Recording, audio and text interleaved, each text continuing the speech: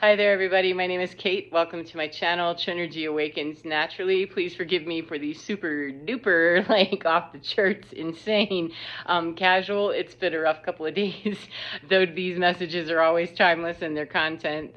We've just had a wolf full moon and, yeah, a lot of upgrades and a lot of spiritual attunement that's happening that's affecting my body. No matter what it's doing to anybody else, it's definitely been affecting mine. I've been noticing a few stutter steps here and there and some very uncomfortable bubble guts and stuff. But I wanted to talk to you about Carlos Castaneda and his study with his mentor named Don Juan. Carlos Castaneda was an anthropologist from the United States, and he went to Mexico to study with Don Juan, who some dispute whether he was ever a real character or not. Irrelevant.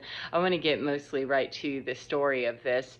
That the one that I mentioned one from the Bible the other day that talked about people and their retribution and all this, consciousness about I'm going to get even, I'm going to get mine, and take out the nastiest person on the block, vigilante stuff sometimes, or just pure hate, whatever it's rooted in, it really doesn't matter.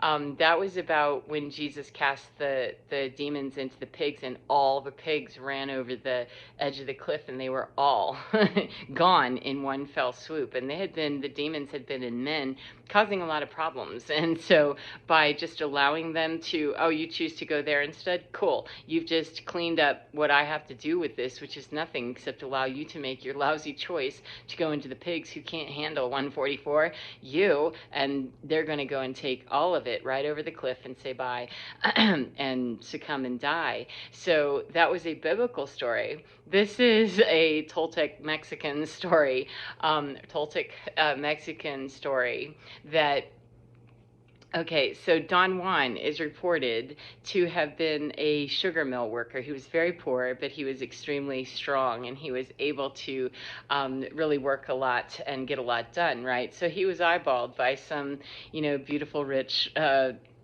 plantation lady, who didn't know that while she's going out and hand-picking new workers, that the foreman, the one that's at the sugar mill and the one that's at the place where she's from, that they're working in concert, and that these foremen are actually just looking for destitute Mexican Indians to basically pilfer everything out of them before they die, work them to death and get everything that they can. And they're cruel. They're at a level of, that's just really disturbing. Well, in this wisdom of Don Juan, they call it the Impeccable Warrior, the path of the spiritual warrior, that, or the Impeccable, I'm not sure. I like both. I'll take both. But in the path of that warrior, that this particular articulation is about with Don Juan, he says that there are petty thieves, petty tyrants. And I find that such an amusing word, that he would say a petty tyrant would be a man who's trying to work you to death. I'm not sure I'd call that petty tyrant, but that's probably just a language thing from many years ago. I would say something different. However, he did categorize them in 4 different ways, and increasing in, just how much they're willing to do and how much damage and assault that they actually inflict upon the world, including death. So, they recognize in this petty tyrant thing that there is death involved sometimes. And so what he describes, is funny as hell, is that petty tyrants take themselves deadly serious, very deadly serious. They are absolutely very dedicated to their power, their strength, their dominance, and all of that stuff. They have no weaknesses. As far as they know, they've got none, right? Well, impeccable warriors are exceptionally good at the proper use of energy. And by learning the 4 attributes of control, discipline, forbearance, and timing, Don Juan gets picked up by one of these foremen and taken back to a place where he is going to be literally worked to death. And he flees one day because he just can't stand it anymore. And he goes away. But his mentor tells him, Don Juan's mentor tells him, benefactor, tells him that that you have to go and return to that farm one day, right? And to clean to clean this up and finish it out. Okay, well, how am I going to do it? Well, you're going to work on those traits of control, discipline, forbearance, and timing, and then you'll go back. And a couple of years after he was, for whatever reason, he might have been beaten, he might have been something, I don't remember. He was very, very, very mistreated. He ran away and said, no, I'm out of here.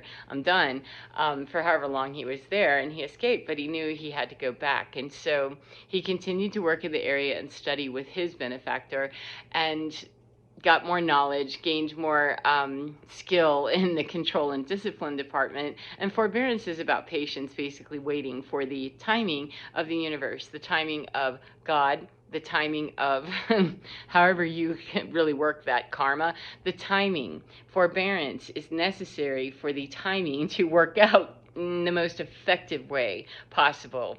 You know, it's possible that Jesus could have had a bit different story with the demons that were possessing the men in front of the temple, and that he didn't have to do it that way. But why? The proper use of energy is a spiritual warrior's path, an impeccable warrior's path. And I'd say that Jesus was an impeccable warrior, because all he had to do was, oh, okay, sure, go ahead. Do that. Annihilate yourselves, please. And it keeps me completely out of your decision to do whatever you've done, because you've already decided what you were doing over there, and that was wrong. However, if you think it's going to be better by buffaloing me and, you know, bullshitting me some more, then okay, go right over there. Let's see how that works out. And he did not deny them that opportunity. He simply said, okay, so forbearance and timing. All right. Now, when Don Juan goes back, he makes it like 3 or 4 or whatever many years later, he goes back to this sugar mill where he had been chased off, run off, something, I don't know. And he's learned all this stuff, right? Here's what, this is great. Strategic inventories of themselves. That's what they start with. Spiritual warriors and impeccable warriors start with a strategic inventory of themselves, so that they can go in and poke around and take a look at the strategic inventory of the opponent, of the bad guy, of the petty tyrant at whatever level 1 to 4 or 4 plus plus plus plus, whatever it is. So they use the strengths and the weakness of their opponents to make stuff happen. Reminds me of Sambo, which is a Russian, or Soviet rather, I believe it was Soviet, it's been around for a long time. It was a Soviet style of fighting, because Russian soldiers, Soviet soldiers, did not have any weapons in World War I or World War II, I can't remember exactly, it was early on, that they didn't have any money for weapons. They were basically throwing these kids out there and, yeah, just, you know, do the best you can.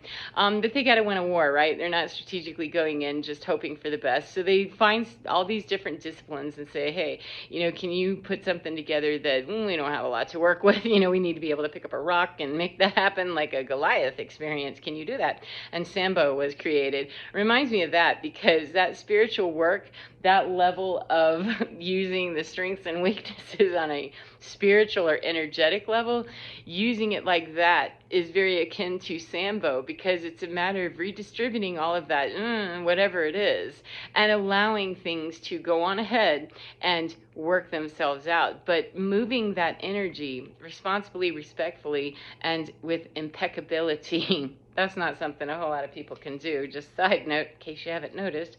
But let's talk about what happened, though, is that his benefactor rather, said to him that you go there, you trust, you know, we're guiding you, you've learned the first 2 steps of control and discipline, and you're going to go and practice, what is that word? Sorry, forbearance. You're going to go and practice forbearance. And he worked for 6 months. This man, the foreman, one of the foremen, put him into stalls, worked him just half to death, put him into stalls with stallions, wild stallions, and knew, you know, the chances were that he was probably going to get killed, and he didn't care, because when he came back and he immediately made alliances with the plantation wife and said, thank you, my queen, for, you know, giving me a job and all this other stuff.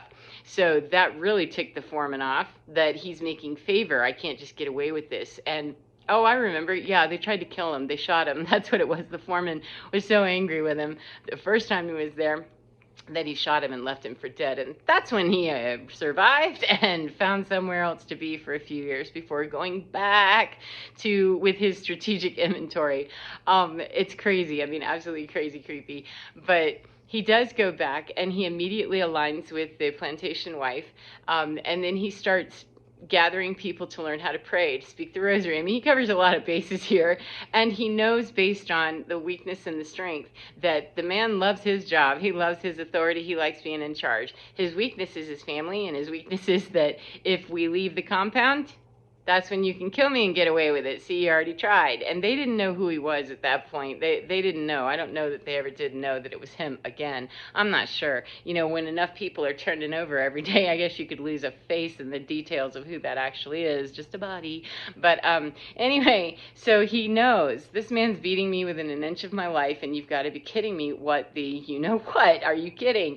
And he's just persevering. He's persevering. And I'm not talking about the perseverance that's bullshit perseverance. I'm talking about when we know in that forbearance state that this is just a matter of time, that I have to bide my time. And I personally wouldn't sit around biding time in a place where I was getting physically beat up myself. However, you know, we've evolved. We're now 50, 100, however many years later from this writing. So anyway, he goes and he's sitting there taking all of this shit off this man who is literally, he does not care about life. He's got no regard for it. He's furious that he's made alliances with the wife, and he's gathering people to have power and what, you know, faith in something. He's no longer the God. He's no longer the overlord. He's no longer in that position too much. So what ends up happening is that after all of this, it builds up and builds up and builds up and builds up. He actually calls him out.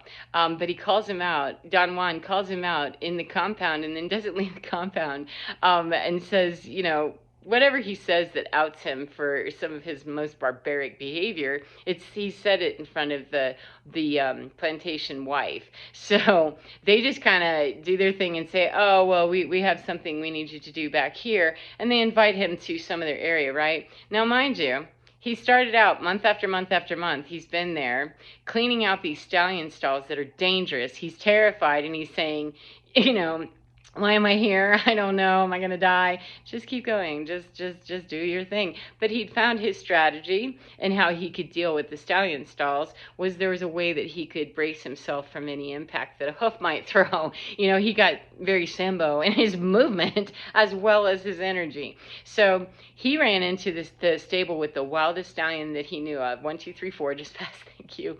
He ran into the one with the wildest stallion there was, hid behind the boards. The foreman came in after him, just absolutely furious. He'd been on a tear, and Don Juan hadn't been sleeping for several days because he knew he ticked him off, and he was trying to lure him into different places so that he could shoot him and leave him for dead, and like probably make sure he was dead if he ever realized that, you know, he hadn't really killed the other one.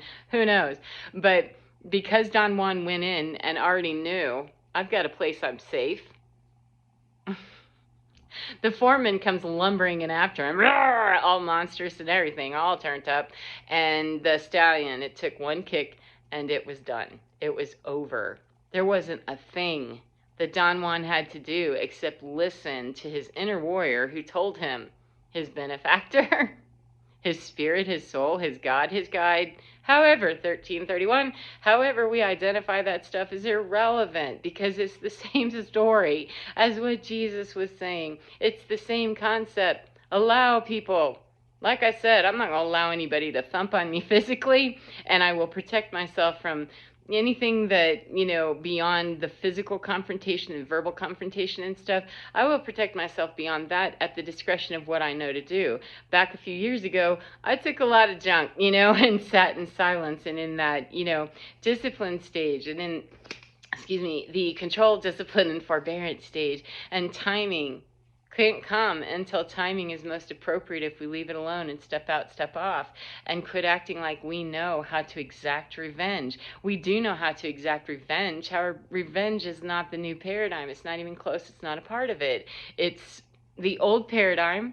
So yes, we can keep on doing this hating thing back and forth. However, there's no hope for any of these people who are so angry, so upset, those foremen, I'm not here to save them. I'm not saying that. However, I'm also not here to stop them from allowing a horse to kick them right in the head or the chest or whatever it takes when they themselves bring them their own destiny to them. That's the part we're missing, is that how much more complete could that be?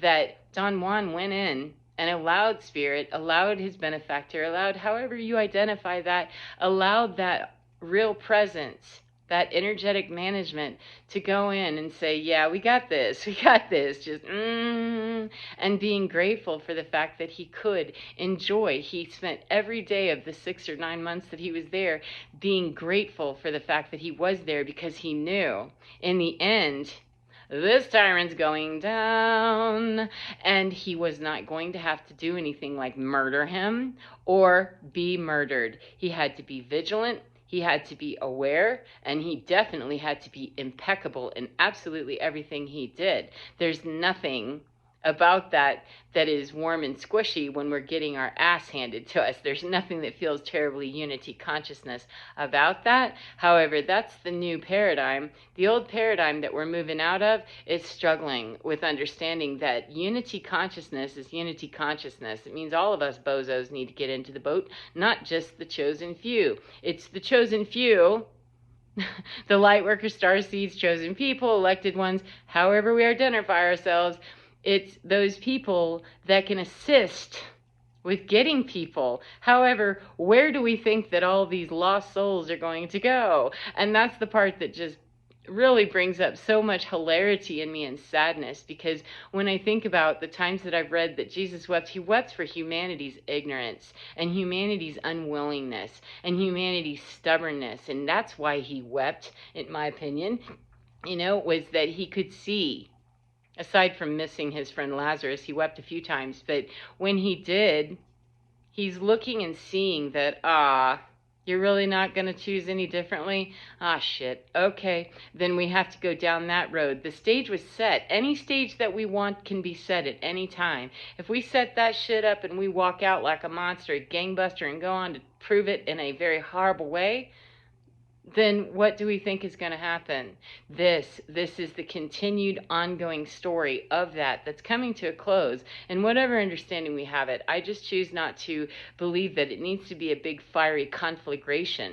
1717, 88, it is that for many people. However, the less people that get more involved in it, the better. When we back out and let what's conflagrating go on ahead and conflagrate itself, it's like letting a piranha pool eat its own self when it's no longer being fed. I mean, that sounds really horrible.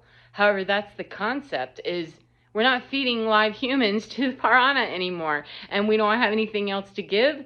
Then they're left with eating one another. And that's how that gets taken care of in many, many instances. Some of that can be done with some energy work of high-level energy workers who know what they're doing, and practitioners who don't.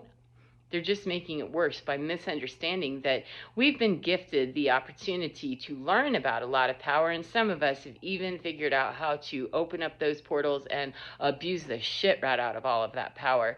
But we yield to much, much, much stronger, higher vibrational energy than that isn't here for that. It just isn't. We're not here for that. That's not what we're doing. And so those energy sources, when we buy ourselves a kick in the chest, that is the dynamic power. That's where that power is in allowing, because it leaves that soul with the absolute knowledge and tucked in their little bag when they get wherever they're going to say, yeah, let me see. Yeah, that was all me. That had nothing to do with anybody else, not one thing, because there was never any assault from Don Juan or this or that or whatever. There was not. I have nothing but full 100% accountability. It runs into some very scary areas when I hear people talking about being an elected one, a chosen one, a prophet of something, that they're announcing it and that they have authority to call judgment on someone. We have authority, 1919, to call judgment upon ourselves all the time, as in balance out, look in here, Mayat that stuff, Metatron that stuff. How does that sit in here? How is that balanced in here? Am I in the left world or the right world? Am I in a balanced place, seeing from a perspective that has a more noble, honorable, and impeccable position? And the answer for most people is no. So if we don't really come from that place, why would we be given authority legally for realsy to go exacting something or being the justice for someone else? That's a very tentative ground, and there's not one bit of anything in channelings, downloads, or anything I've read, heard, studied in any of the traditions so far that feel really good to me, and really not just because I like it. There's some stuff in there that I don't like. I don't want to have to forgive that person like that. That hurt. So this isn't about the human emotion of it. It's about rising above that. And that is where it is then easier to look down upon that and say, oh, I'm going to need to step out because there's a big giant ass 2,000-pound stallion that's ready to take this man down. And I don't have to do anything except say, Father, please forgive him. Maybe, I don't know. Or, woo, I have no idea. I just know that an impeccable warrior does not do ghetto stuff like a foreman does. That puts us on the same level. It does sound like we're much more elevated when we give ourselves titles and stuff. However, the foreman had a title too, and that's the problem. Ain't nobody more important than anybody else in the long run. It's just that the people who are really here to serve in that capacity have more protection when they know they have more protection. And when they don't and they're abusing it, that comes at a price. So 2112 just passed. Thank you very much. So for all of its informality, thank you very much for your time. I hope you enjoy your day, whatever part of the day you're in. And remember, get within your skin because you're divine. Totally fine. Thank you very much. I'll see you again next time. Goodbye, friends.